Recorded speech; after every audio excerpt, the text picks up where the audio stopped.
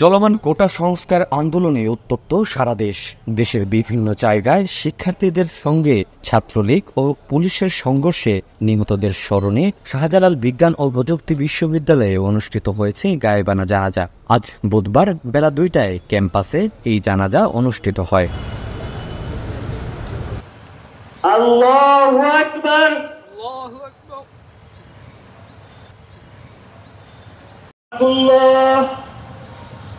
আসসালামু আলাইকুম ওয়া রাহমাতুল্লাহ।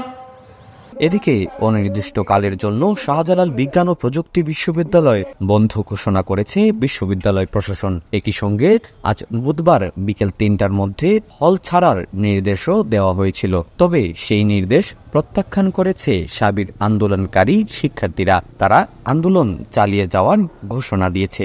আন্দোলনরত শিক্ষার্থীদের সাথে একাত্মতা ঘোষণা করেছে সিলেটের বিভিন্ন স্কুল, কলেজ ও ইউনিভার্সিটির শিক্ষার্থীরা।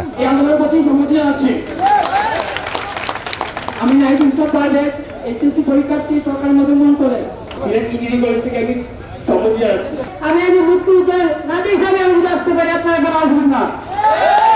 সম্প্রতি কোটা সংস্কার আন্দোলনে শিক্ষার্থীদের স্লোগানের প্রেক্ষিতে নিজের একটি ওয়েবসাইটে প্রতিক্রিয়া ব্যক্ত করেন ডক্টর মোহাম্মদ জাফর ইকবাল। আন্দোলন নিয়ে ডক্টর মোহাম্মদ জাফর ইকবালের এমন প্রতিক্রিয়ায় ক্ষুব্ধ হয়ে উঠেছে সাধারণ শিক্ষার্থীরা। একই সঙ্গে জনপ্রিয় লেখকের সব বই বয়কট ও তাকে অবাঞ্ছিত ঘোষণা করে আন্দোলনরত শিক্ষার্থীরা। গণপ্রজাতন্ত্রী বাংলাদেশ সরকারের শিক্ষা মন্ত্রণালয়ের সিদ্ধান্ত মোতাবেক শিক্ষার্থীদের নিরাপত্তার বিষয়টি বিবেচনায় ইউজিসি থেকে সব বিশ্ববিদ্যালয়ে শিক্ষা কার্যক্রম বন্ধের নির্দেশনা দেওয়া হয়েছে। এদিকে ইউজিসির ঘোষণাকে প্রত্যাখ্যান করে আন্দোলন চালিয়ে যাওয়ার ঘোষণা দিয়েছে আন্দোলনকারীরা। বিশ্ববিদ্যালয় প্রশাসন হল ত্যাগ করার উপর চাপ সৃষ্টি করলে তাদেরকে ক্যাম্পাসে অবাঞ্ছিত ঘোষণা করার কথাও বলেছে আন্দোলনরত শিক্ষার্থীরা।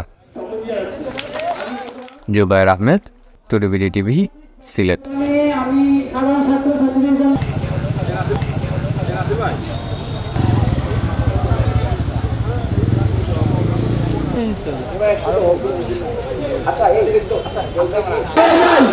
আমাদের অভিভাবকরা এখন আমাদের সাথে আছেন।